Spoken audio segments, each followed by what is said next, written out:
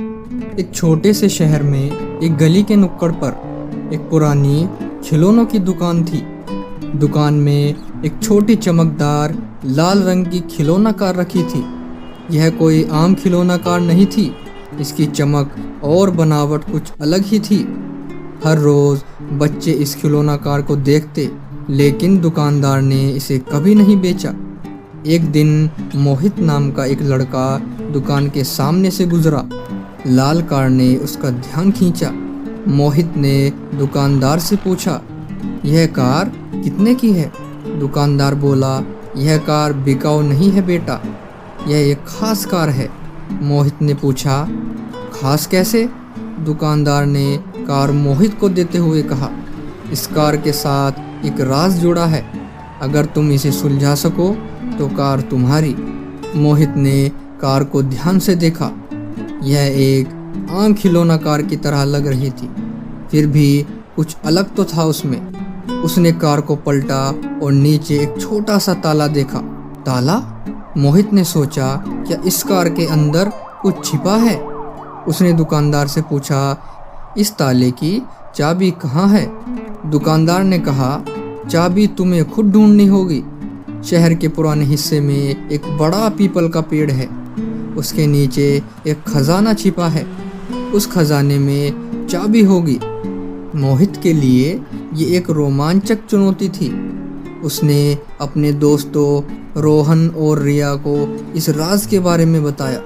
तीनों ने मिलकर पुराने पीपल के पेड़ को ढूंढने का फैसला किया। शहर की पुरानी गलियों से गुजरते हुए उन्हें एक बूढ़े आदमी मिले। उन्होंने उससे पीपल के पेड़ के बारे में पूछा।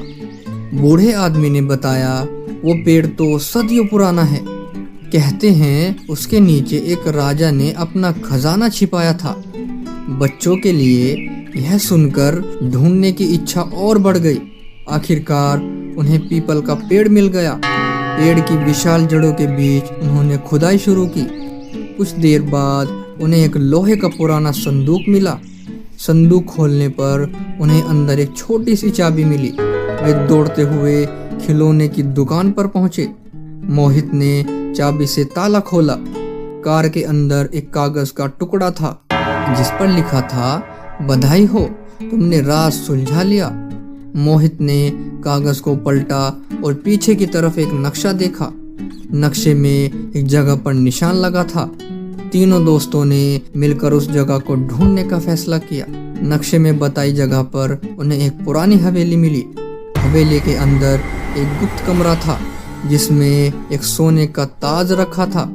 ताज के साथ फिर एक कागज का टुकड़ा मिला, जिस पर लिखा था, यह ताज इस शहर के असली राजा का है, उसे उसकी असली जगह पर पहुंचा दो। अब बच्चों के सामने एक और बड़ी चुनौती थी। उन्हें असली राजा को ढूंढना था। उन्होंने शहर के इतिहास के बारे में पता लगाया और एक ऐसे राजा के बारे में जाना जो कई साल पहले गायब हो गया था। उसके वंशज अब शहर में नहीं रहते थे। मोहित, रोहन और रिया ने उस राजा के वंशजों को ढूंढने का फैसला किया। उन्होंने इंटरनेट पर खोज की, पुरानी किताबें पढ़ी और आखिरकार उन्हें एक ऐसे परिवार का पता चला जो उस राजा का वंशज था।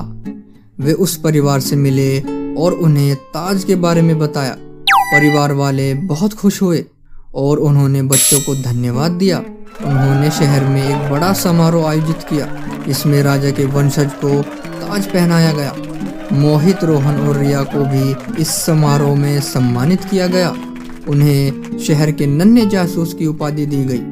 लाल खिलौना कार अब मोहित के पास थी। यह कार अब सिर्फ एक खिलौना नहीं, बल्कि उनके रोमांच और बहादुरी की निशानी थी।